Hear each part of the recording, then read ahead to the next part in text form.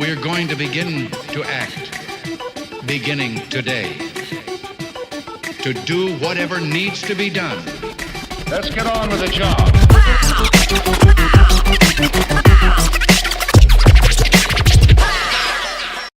Rapidement sur ce sujet pour essayer de tout faire sur les 17 minutes qui nous restent, est-ce que vous comprenez des gens qui soudainement utilisent le bitcoin comme une valeur refuge? Traditionnellement, c'était l'or la valeur refuge. Là, on voit que avec la suppression de différentes coupures en Inde, la baisse du yuan, eh bien, le bitcoin sert de valeur refuge. Il prend 87% sur l'année 2016 et il vient de passer les $1000.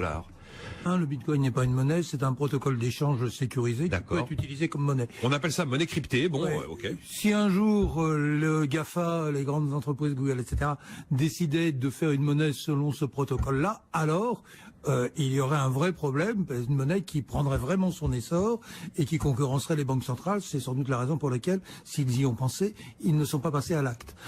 Enfin, dernier point, c'est une monnaie un petit peu, enfin c'est une monnaie entre guillemets, un peu spéculative. Logiquement, en Inde, l'or aurait dû monter, c'est le bitcoin. Je ne m'explique pas. Ah ben voilà.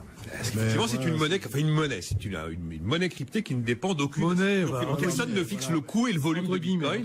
Moi, Est-ce que vous comprenez, Non, mais moi, je suis déjà intervenu devant des investisseurs émergents. Voilà. Indiens, chinois, asiatiques.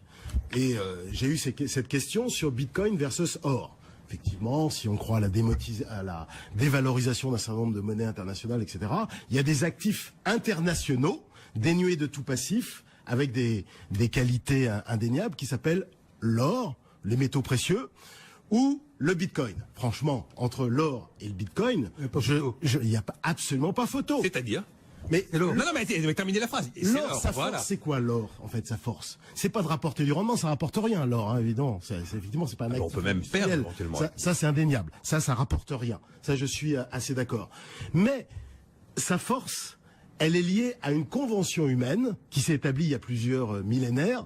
On recouvrait, je crois, les pharaons d'or, au moment des obsèques des grands pharaons d'Égypte. Donc c'est une convention humaine qui s'est établie et qui fait la valeur in fine de l'or depuis plusieurs millénaires. Bitcoin, c'est né il y a une dizaine d'années. 2009. C'est une plateforme, comme vient de le dire Alain. Et pourquoi la plateforme de transfert, c'est l'avantage peut-être par rapport à l'or pour les Indiens. C'est que ça permet de le transférer. Ouais, mais enfin bon, pour moi, il n'y a pas photo. Bon. Pourquoi l'or s'est développé quand même? C'est une bonne question, quoi.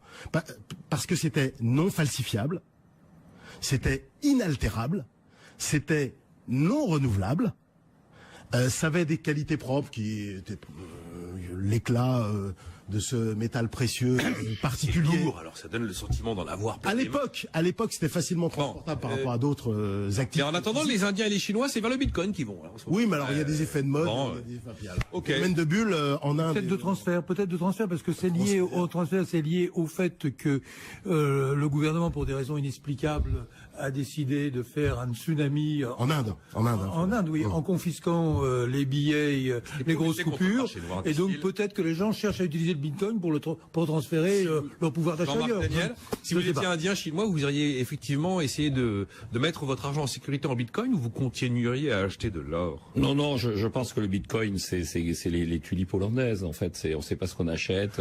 Vous savez, dans les tulipes hollandaises, il y a quelqu'un qui avait acheté des tulipes et puis il avait confondu, quand on les a livrées, il pensait que c'était des oignons, donc il réalisait pas qu'il était en train de manger ce qu'il avait acheté si cher. Donc on sait pas ce qu'on achète. Donc il y a derrière. Ah, vous n'avez pas confiance dans le bitcoin? Non, et la seule chose par rapport à l'or, c'est que l'or, à la différence des tulipes hollandaises, c'est que ça se mange pas. C'est-à-dire, l'or, ça n'a absolument aucune utilité, mais comme l'a dit Jean-Pierre Petit, c'est indestructible. Donc, à la fin des fins, vous avez toujours quelque chose. Sur le bitcoin, vous savez pas très bien comment ça peut se passer, comment à un moment donné, s'il n'y a pas quelqu'un qui va dire, écoutez, le bitcoin, il n'y en a plus, ça n'existe plus. Mais ça veut dire que dans ces cas-là, quelqu'un aurait la main sur le système et se serait enrichi au dépens de tous les autres. C'est le principe même du bitcoin d'avoir une émission limitée. Oui, absolument. Mais cette émission limitée, elle a de sens, encore une fois, que s'il y a en face quelqu'un qui dit, je l'accepte. C'est-à-dire, une fois qu'on a des bitcoins, il suffit qu'il y ait ne serait-ce qu'une autorité qui dise, il est légal. Oui, mais Amazon décide de faire un bitcoin Amazon. Je vous assure que là, ça a du sens, hein. Ouais, bon. Oui, ça en a plus. Ça n'a plus, mais c'est toujours menacé. Il suffirait qu'il y ait une autorité qui dise. Exactement. Il est interdit d'utiliser ces Exactement. bitcoins pour qu'on perde. C'est pour ça qu'ils ne le font pas. Voilà. Alors que Sauf l'or, pas- c'est pas facile, sauf par la voie fiscale. Oui. Par la voie fiscale, on peut réglementer. Une institution aurait la Limité, je veux possibilité, dire. quelle institution aurait la possibilité de dire stop au bitcoin? Justement, c'est quelque chose qui passe complètement en dehors de l'institution financière, toutes les banques, complètement en dehors du gouvernement marché et des banques changes. centrales. Exemple, en Chine, le bitcoin est interdit. Et pourtant, il est sollicité. Et la question s'est posée, la France était pour l'interdiction du bitcoin, les États-Unis ont énormément réfléchi, il y a eu un rapport assez intelligent et de la Fed, et qui était partisan plutôt de l'organisation du bitcoin, mais du Congrès, qui a dit, à ce stade, le bitcoin semble avoir un certain nombre de promesses, donc nous proposons de le laisser vivre. Mais le laisser vivre, ça signifie que ça peut changer du jour au lendemain. Et, non, et la Banque centrale pourchasse les monnaies locales. Hein. La Banque centrale, dans le code monétaire et financier, c'est clair.